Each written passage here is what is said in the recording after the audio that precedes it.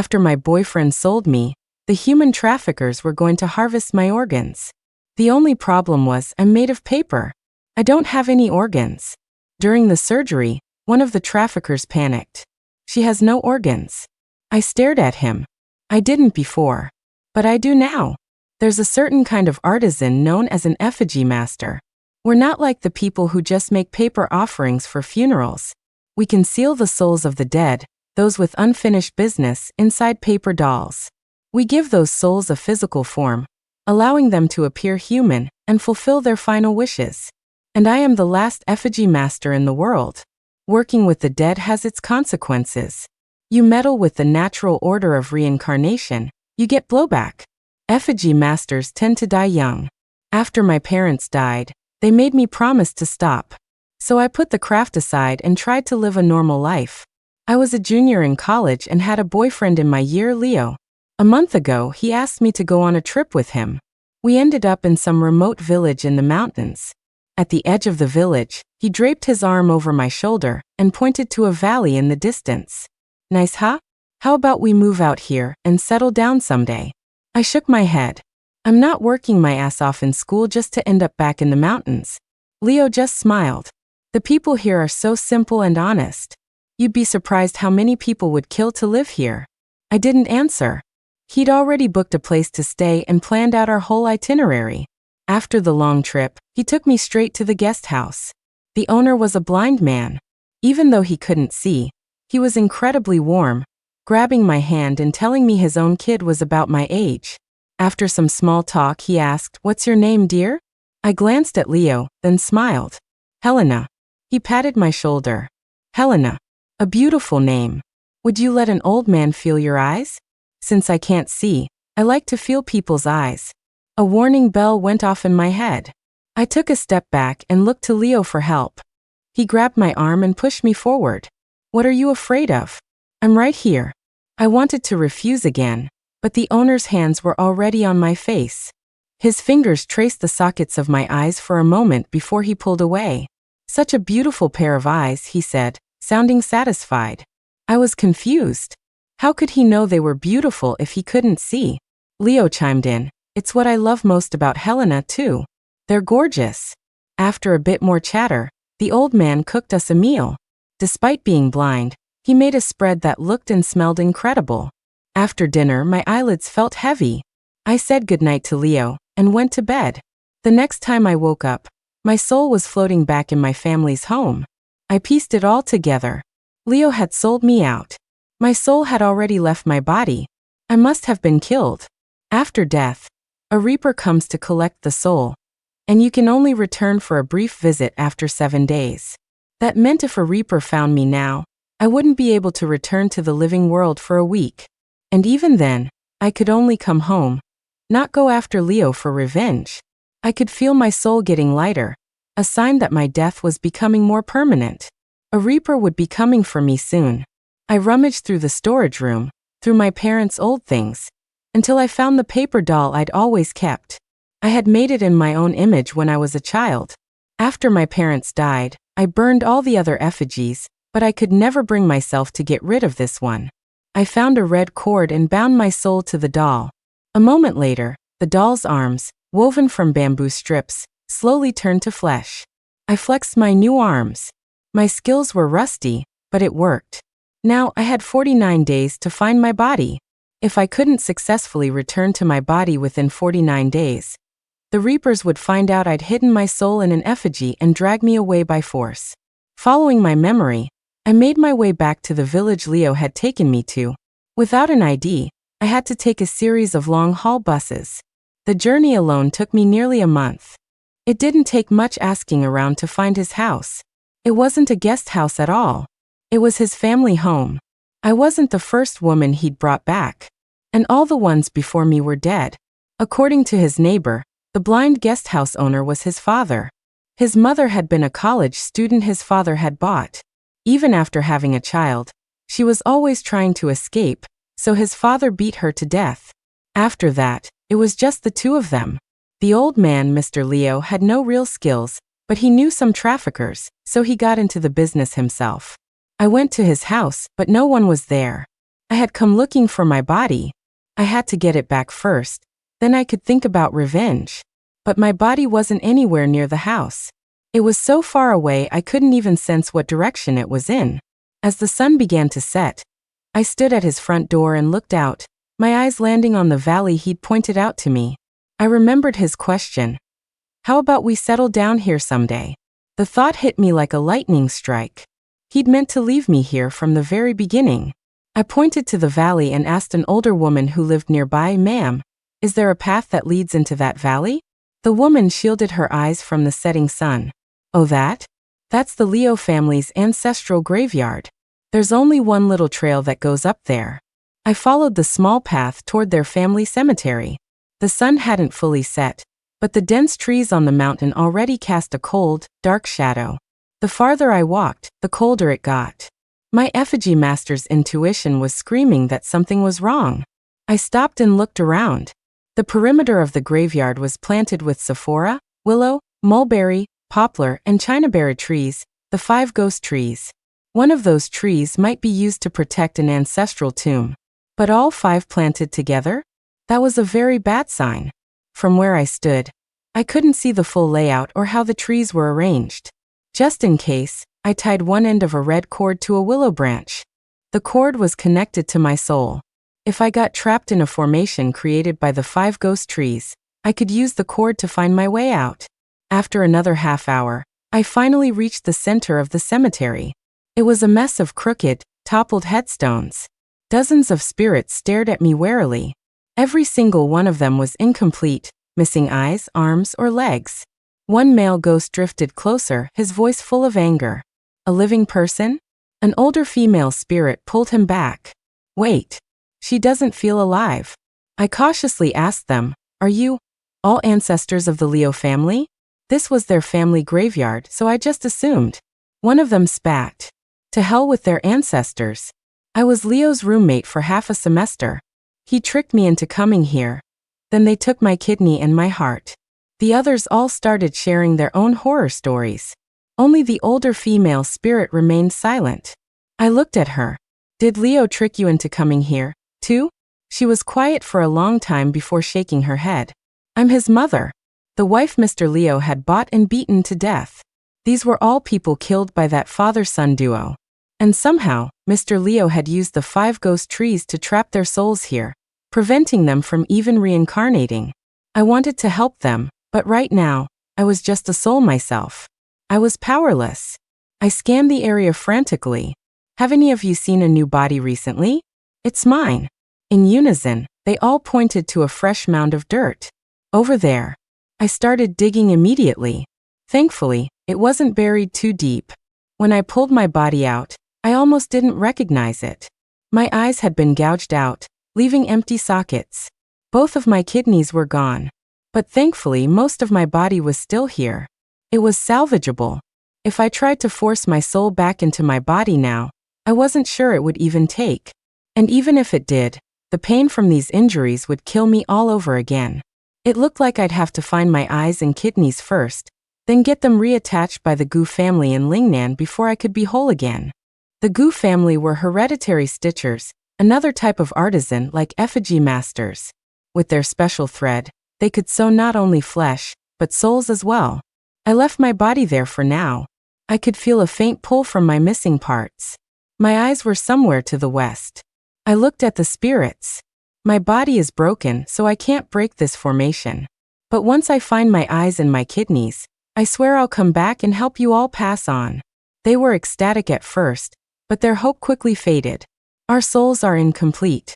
How can we reincarnate? I patted the head of the youngest looking spirit. I know a stitcher. She can make your souls whole again. We were all harmed by Leo. I will make him pay. After leaving the old cemetery, I immediately caught a night bus. My soul couldn't sense my body, but my body parts could sense each other. I cut off a lock of my hair and used its connection to find my eyes. 2 days later, in a small town, I finally felt the pull of my eyes get stronger. Then I saw him, sitting at a table outside a tavern, Mr. Leo's father. He could see now, and in his sockets were my eyes. I deliberately sat down next to him, ordered 2 bottles of beer, and pretended to be heartbroken over a breakup. He noticed me right away and struck up a conversation. After I faked being drunk, he led me to a house in a secluded alley. A man with a scar on his face came out to greet him. The lock of hair in my palm vibrated wildly. My kidneys. Now I'd found them too. The scarred man looked weak, like he was still recovering. When he saw me, his eyes lit up. "Mr. Leo, who's this?" Mr. Leo gestured at me. "Found a new one. This girl looks healthy. We can carve her up and sell the parts for a good price. We both spent a lot on our recent transplants." Without another word, the scarred man dragged me into a back room. It was a makeshift operating room. So this was one of their bases. He gave me a shot of anesthetic and started cutting into my stomach. As a paper doll, I felt nothing. A moment later, the scarred man looked at Mr. Leo in terror. "Mr. Leo, this woman, she doesn't have any kidneys." I grabbed his wrist, sat up, and gave him a small, chilling smile, pointing at him. I didn't before, but now I do. His face went pale. He held the scalpel up, watching me warily.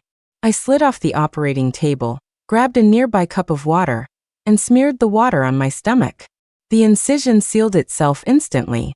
He was even more terrified now. He grabbed Mr. Leo's shirt, his voice trembling. "How is that possible?" Mr. Leo was scared too, but he was better at hiding it than his partner. I didn't have time to waste. While they were still frozen in fear, I snatched a scalpel and sliced open the scarred man's abdomen. Just as I was about to retrieve my kidneys, Mr. Leo snapped out of it and pulled the man behind him. He straightened up and stared at me. "I don't know what you are, but you're not exactly human. You just want organs, right? I can help you pick some out." He pointed to his own eyes. "You probably don't know this, but I just had these transplanted. I picked them out myself." I sat back down on the operating table and raised an eyebrow, motioning for him to continue. He went on, "My son knows a lot of people in the big city." He pulled a stack of photos from his pocket and fanned them out in front of me. "Take your pick.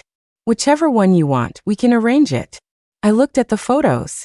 One of them was of me. I pointed to my own picture. "I want her." He went quiet for a long moment, studying my face. My paper body was modeled after my childhood face, so it looked very different from my current appearance. He didn't recognize me at all. He sighed. "Unfortunately, this woman has already been chosen. Her eyes." He didn't get to finish. My fingers were already digging into his eye sockets. The bamboo used for effigies is treated with special herbs and enchanted, making it stronger and sharper than human bone. I barely had to use any force to scoop the eyes out. I carefully placed the eyes in a small box. "What I want," I said, "is this pair of eyes. My own eyes." He was already blind, so losing his sight again didn't make him lose his composure. He relied on memory, grabbing a scalpel from the nearby table and swinging it at me methodically. I stepped back, dodging his attack. He could adapt to the darkness quickly, but the intense pain was draining his strength. As he paused to catch his breath, I moved behind him, ready to take the scarred man's kidneys. Just as my blade was about to fall, a car came screeching toward us, crashing through the door. Leo was behind the wheel. In the back seat sat a girl. The car skidded to a stop, and the girl opened her door. She gave me a long, meaningful look, a faint smile playing on her lips. The moment the door was open, Mr. Leo grabbed the scarred man and scrambled into the car. Leo rolled down his window and sneered. "First time in all these years we've had one fight back." With that, he floored it, aiming the car right at me. A direct hit like that would shatter this paper body. And my soul was still tied to it. My soul couldn't take another major blow. I hid the box with my eyes and darted in the opposite direction. As I ran, I quickly severed the red cord connecting me to the paper doll. The next second, the effigy collapsed to the ground. The car swerved, speeding toward my fallen form. The impact and the wind from the collision flipped the doll's shirt up, revealing a pristine white stomach. My real body has a red birthmark on its abdomen. When I was little, I'd painted the same birthmark onto the doll. The car stopped. Leo got out and walked back to inspect the paper body. The crash had broken its arms and legs, and it could barely hold a human shape anymore. In a few more minutes, the flesh would revert to paper. He knelt, looked at the red birthmark, and muttered to himself, Helena had a birthmark just like this. Did she come back for revenge? He almost sounded wistful. But he didn't know that I had placed a tracking spell on the paper doll. The moment he touched it, the spell activated, allowing me to know his location at all times. I floated in the air, watching his pathetic display of affection. I wanted to laugh. When I'd first found my eyes, I'd made a spare paper body just in case. After possessing the new one, I followed Leo. He first went back to the place where he'd run me over. I had already taken my eyes, and my corpse had turned back into a paper doll. He just sat there, stunned. After a long while he lifted his arm. A red mark snaked up from his palm all the way up his forearm. It looked like some kind of curse to control him. No wonder he never wore short sleeves. He was hiding it. He spoke to his arm in a low whisper. Helena, I'm so sorry. This red cord, it controls me. I have to do what my dad says. He's always looking for beautiful eyes. I don't know why. I've asked him so many times, but he just says I don't understand anything. I don't want to hurt anyone else. From the moment I saw my mom get beaten to death, to what happened to you, I remember every single face. I can't sleep at night. Jenna is next. It's supposed to be her soon. Can't you just take me with you? Let me die and be with you. I stood a short distance behind him, listening to his confession, and felt nothing. It was just false piety. He couldn't live with the fact that he was a killer, so he told himself he was being forced. But every single one of those lives was lost at his hands. What right did he have to feel regret? He sat there alone for a long time, then left. A few days later, they were all back in the mountain village. I had already changed my appearance and followed them. At the village entrance, the girl who was with Leo, Jenna, was chatting with the old woman from before. I walked up to her, putting on a friendly smile. Hi, I'm thinking of staying here for a few days on vacation. Do you know any good BBS? She looked around nervously, then stood and grabbed my arm. There's nothing fun to do here. Go to the city, somewhere with life. I took off my sunglasses. I was just looking for a quiet place to clear my head. Leo appeared out of nowhere. Then you've come to the right place. I know a guest house. He turned to the girl. Jenna, why don't you take her over? Mr. Leo was blind again. His eye sockets hadn't healed, and he groaned in pain all night. The scarred man's wound hadn't fully closed either. I sat in the courtyard with Jenna, making small talk. Leo sat nearby, supposedly keeping us company, but really he was watching us. The girl's name was Jenna. The one Leo said was next. She'd graduated 2 years ago. Her first job hadn't worked out, and she met Leo while she was out drinking to blow off steam. They got together, and she quit her job. Leo gave her plenty of money, and sent her on trips all over. A few days ago, he'd told her he was stressed, and wanted to go somewhere to relax for a few days. So they came back here together. I thought he'd moved on seamlessly to his next target, but it turned out he targeted multiple people at once. He just decided to come after me first. I looked up at the sky, at the few lonely stars scattered across it. Jenna said, I'm so glad I have Leo. He gave me a reason to live. What about you, Ashley? My reason for living? I glanced at Leo. I didn't even know if I was going to survive this, let alone have a reason for living. If there was one thing I wanted to do right now, it was to get my body back, free the souls in the Leo family graveyard, and butcher Leo and his entire family. I shook my head. I don't know. That's what I'm trying to find. Her face lit up, and she grabbed my hand. You need to see the world. You came here and saw this quiet, peaceful life, but you should go to the big cities and see the nightlife too. Trust me, you should go. As she said this, she squeezed my hand hard, pressing something small and cool into my palm. She shook her head slightly, signaling me not to look at it yet. I closed my fist around it and nodded. Did she know something? Was that why she was so insistent that I leave immediately? What about you? When are you going? She smiled, a look of resignation on her face. I'm different. I've already found my purpose. Leo must have gotten tired of our chatter. He brought over 2 glasses of water. He took Jenna's hand. Here, have some water. It's time for bed. I took the glass and sniffed it gently. A very faint medicinal smell. It was probably the same sleeping drug they'd used on me. I shrugged. You're not supposed to drink water before bed. You'll be all puffy in the morning. I reached for Jenna's glass, but she pulled it away. I don't care about that. You don't have to drink it, though. But after saying that, Jenna didn't drink right away. She just stared into the glass, silent for a long moment. Finally, as if she'd made up her mind, she downed it in one gulp. After drinking, she stood up, ready to go back to her room with Leo. But Leo was still staring at the glass of water in my hand. It seemed he wasn't leaving until I drank it. But I was a paper doll now.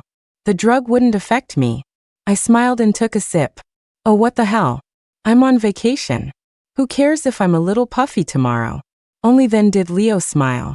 As Jenna took a step, she turned back and smiled at me. You remind me of someone. A friend of yours? She shook her head. No. Someone who's in the same boat as me. We were in the same boat.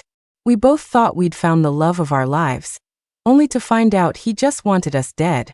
And now, I had no idea how to warn her. I didn't say anything else and went to my room. After locking the door, I checked every corner of the room for cameras. Once I was sure it was clear, I crawled under the covers, turned on my phone's flashlight, and opened my hand. It was a tiny flash drive. I found an adapter for my phone and plugged it in. It was filled with photos and audio recordings, all evidence of Leo and his father's human trafficking ring. Even though I was made of paper, a chill ran through me, a cold that seeped deep into my soul. They had already hurt so many people. Jenna was next. She must have suspected as much, which is why she gave me the flash drive. I'd only been looking for a minute when I heard Leo and his father talking in the next room. His father said, "That woman you brought back before, the one who gouged out my eyes, she might not be dead. This time, with this new girl, make sure you do a clean job." Leo replied her kidneys were gone, and she still wasn't dead? That's impossible. There was a short silence, then Leo said, "Dad, what is it you really want? You keep having me get you new eyes, one pair after another. Why isn't a single one good enough? You have to change them every few months. What are you looking for?" Mr. Leo shot back, "I have my reasons. You just do as you're told. Besides, where do you think all the money you're spending comes from? It's from selling the other organs. But I don't want to do this. You've got me tied to some damn curse to control me. Is that what a normal father-son relationship looks like?" Then came the sound of a slap, followed by Mr. Leo's yelling. "What do you mean, control you? I'm just afraid you won't be there to help me if I'm in danger. You know I'm blind. I can't see anything." Leo's voice rose to a shout. "Were you blind from the start?" "No. You got paranoid, claiming you could see ghosts, so you dug out your own eyes and decided you had to have someone else's. Well, did you see Helena? Is she a ghost or not?" Mr. Leo snarled, "I did too many bad things in my life. The Reapers were coming for my soul. Gouging out my eyes was the only way I could stay alive. If I died, would you have the life you have today? Now shut up and get it done." While they were arguing, I slipped into the scarred man's room. He was sitting up in bed, bandaging his wound. He froze when he saw me. "You're not asleep?" I raised an eyebrow and nodded. The drug didn't work. The next second, my knife was buried in his abdomen. He let out a small gasp, but it was drowned out by the sound of Leo and his father fighting. I pulled out the kidney as fast as I could. He collapsed onto the bed, blood soaking the sheets. With his last breath, he wheezed, "It's you again?" I carefully wrapped the kidney and smiled at him. "You recognize me?" He nodded. He coughed a few times, his voice faint. "Who are you? I know I'm done for, but I want to die knowing." As he asked, his eyes were fixed on the space behind me, not on my face. The arguing next door had stopped. He was just trying to buy time, to get my identity for the two men standing behind me. My smile vanished. "If I told you who I was," I said coldly, "wouldn't I just be telling the two men behind me my weakness?" As I finished speaking, the scarred man went limp and fell back onto the bed. I turned around. Leo and his father were blocking the doorway, their faces grim. Leo's brow was furrowed. He raised a knife and came toward me.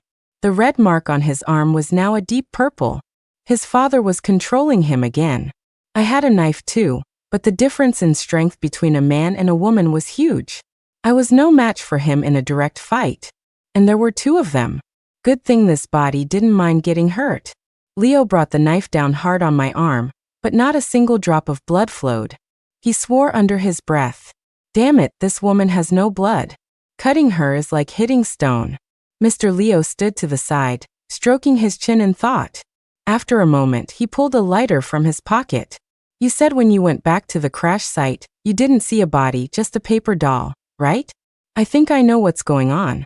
When I was a kid, my family used to talk about a type of artisan called an effigy master. She's probably a paper doll, an effigy. And if she's made of paper, then all we have to do is burn her. He tossed the lighter toward me. He was right. Paper effigies were afraid of fire. But ordinary fire couldn't burn me. I took a step back. If ordinary fire was all it took to destroy me, you'd be underestimating the craft of us effigy masters. He stood there calmly, waiting to watch my downfall. You really think that's ordinary fire? Leo grabbed a bottle of liquor from the side and threw it at me. Some of it splashed on me, the rest landed on the lighter. The flames roared to life. The fire reeked of strong alcohol, but there was also a faint, metallic smell of blood. I suddenly remembered a story my father told me as a child. In this world, besides effigy masters, there were also stitchers, corpse drivers, and executioners. All four professions dealt regularly with the dead. Executioners were special. Their job was to kill people, so they had to have an incredibly strong life force, or yang energy. Liquor brewed with the blood of an executioner could destroy most spirits. I asked tentatively, an executioner? Mr. Leo tilted his head back proudly. My ancestors were indeed executioners, but by my generation, there isn't much of that bloodline left. I've done too many evil things.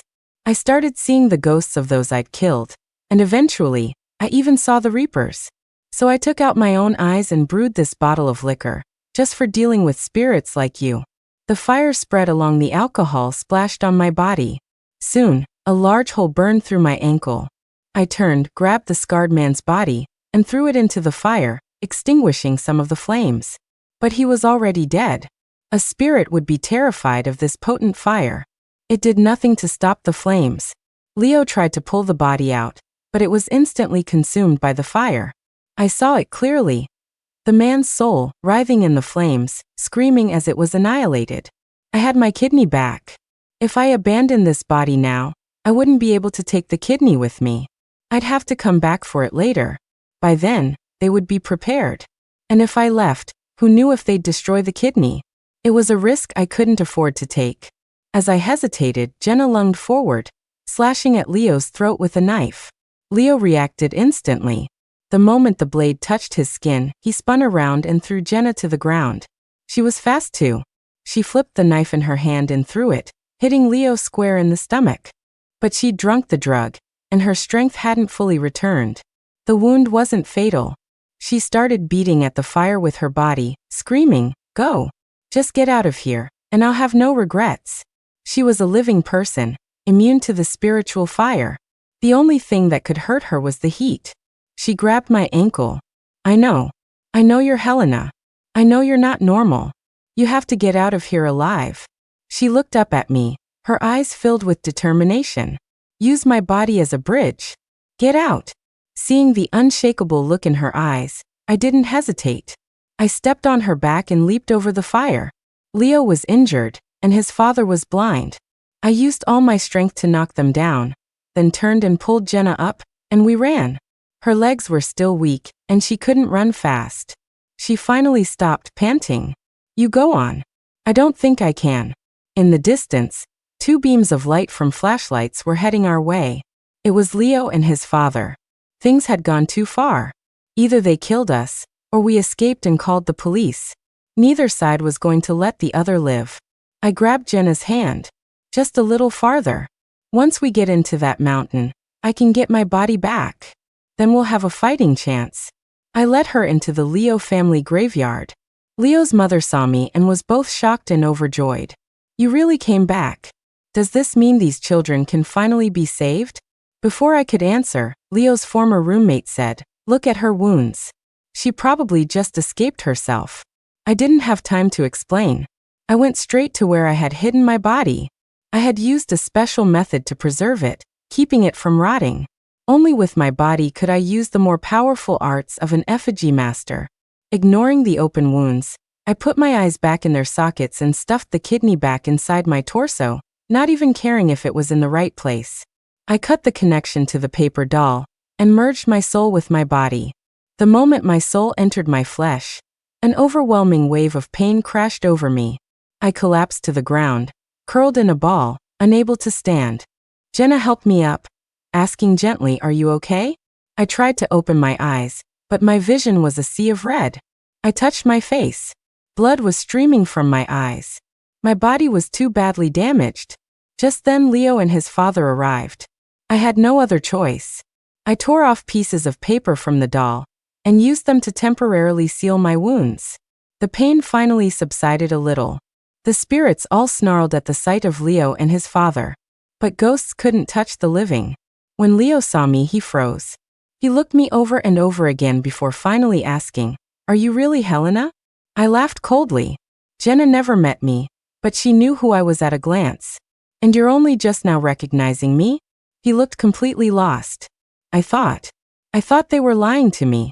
He took a step forward, as if trying to win my favor. "Helena, I didn't mean to hurt you. He made me do it." It didn't matter anymore. I didn't want to hear his story.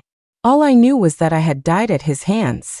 In this world, there is nothing more final than death. I gripped the knife in my hand, steadying my breath. Save your excuses for the devil when you get to hell. With that, I threw the 2 knives in my hands with all my might. Effigy masters are experts at cutting paper and splitting bamboo, which is why scissors are our best weapon. But I didn't have any scissors. So I had tied 2 knives together with a red cord, to be used like a pair of shears. Any pair of scissors wielded by an effigy master has the power to cleave through evil. Leo tried to dodge, but he wasn't fast enough. One of the knives plunged deep into his chest. The other knife, which had been aimed at his father, was deflected and sliced through a nearby willow tree. The tree snapped in 2, breaking the soul-trapping formation around the cemetery. I yanked on the red cord, trying to pull the knife back, but Leo, suddenly controlled by his father, gripped the blade tightly. Mr. Leo produced a bow and arrow from nowhere. He located me by sound and slowly drew the bow. The arrow radiated an intense, malevolent energy. Leo's mother cried out in alarm. "That's a bow passed down from his ancestors. It's killed countless people and it's made to destroy spirits. If it touches you, you'll be annihilated." Even though I was back in my body, my soul hadn't fully integrated with it yet. I was just puppeteering it. That bow could truly kill me, erasing me from existence. The next second he released the arrow. But I didn't care. I threw the double knives at him with all my remaining strength. If I was going down, we were going down together. Scum like him deserved to die. The knives sank into his heart, but the arrow never reached me. Jenna had thrown herself in front of me. She clutched her stomach and fell to the ground in agony. And in front of Jenna, the spirit of Leo's mother was slowly fading away. For a moment, I didn't know who to help. The mother's face showed no pain, only relief. She smiled at me. "It's finally over." Before I wanted to die but couldn't. I wanted to move on but was trapped. Now I finally can. Before her soul disappeared completely, she borrowed my knife. A normal spirit can't touch a living person, so she took my weapon, drifted over to Mr. Leo, and stabbed him again for good measure. After finishing him, she went to Leo and sucked out the last of his life force. She stroked Leo's face. "A child I never wanted. I could never love you. If it weren't for you too, I would have had a wonderful life. A good job in a big city. Not dying in a tiny mountain village, trapped in this godforsaken cemetery for 20 years. Leo and his father were now spirits, staring at the other ghosts in disbelief. She looked like she wanted to cry, but as a spirit, she had no tears. She looked at the other souls. "What are you all waiting for? You can get your revenge now." After speaking her last words, she faded into the night sky. The other spirits swarmed, mercilessly beating the souls of Leo and his father. I held Jenna in my arms. She had taken the arrow for me. While Leo's mother had blocked the spiritual malice, Jenna had taken the physical impact of the arrow. I tore more paper from the effigy and tried to patch her wound.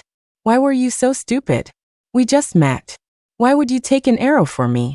She saw the bodies of Leo and his father, and just kept smiling. She struggled to tear open the inner layer of her shirt, revealing a carefully protected ID card. Because I'm a police officer, she whispered. I opened the ID and stared at it, my nose stinging. Because she was a police officer. She wiped a tear from my eye. Ever since I was in the academy, I swore I would catch the traffickers who sell women. Women shouldn't be commodities. No person should be for sale. I nodded, but out of the corner of my eye, I saw two figures dressed in black and white. It must be the Reapers, black and white impermanents, drawn by the crowd of souls. I grabbed Leo's former roommate. You've all had your fun. Leave the rest to me. Mr. Leo's soul was beaten senseless, and Leo's wasn't much better. I took the paper doll I'd used before and fashioned it into two smaller figures. As I worked, I kept an eye on the Reapers. They stood in the distance, just watching me, not making a move. Since they weren't intervening, I carried on. I forced the souls of Leo and his father into the two small paper dolls. Before the bamboo could even harden into bone, I bit my finger and drew a spell with my blood, using the secret art of the effigy masters. Then I lit the dolls on fire. Their souls turned to ash along with the paper.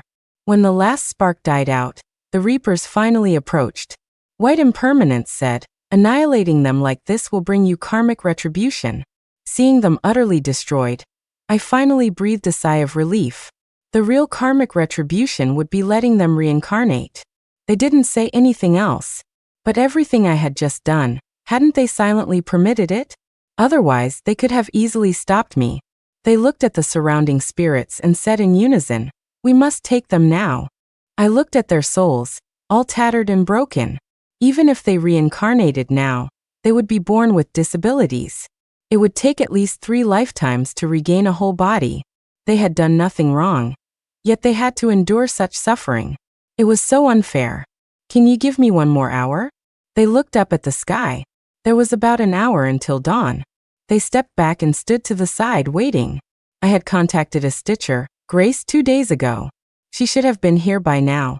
I sat anxiously, watching the sky grow lighter. The Reapers were getting impatient, pacing back and forth.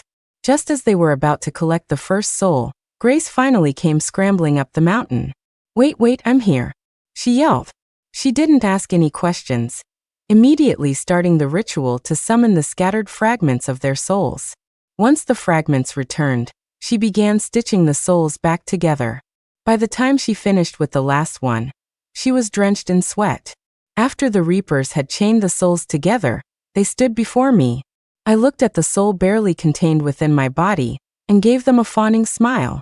Do I need to come along too? Black Impermanence shook his head. Their mortal lives were not over. They had decades of life left. They have willingly given it all to you. I turned my head slightly and looked at Leo's roommate, at the 7-year-old girl, at the young woman in her 20s.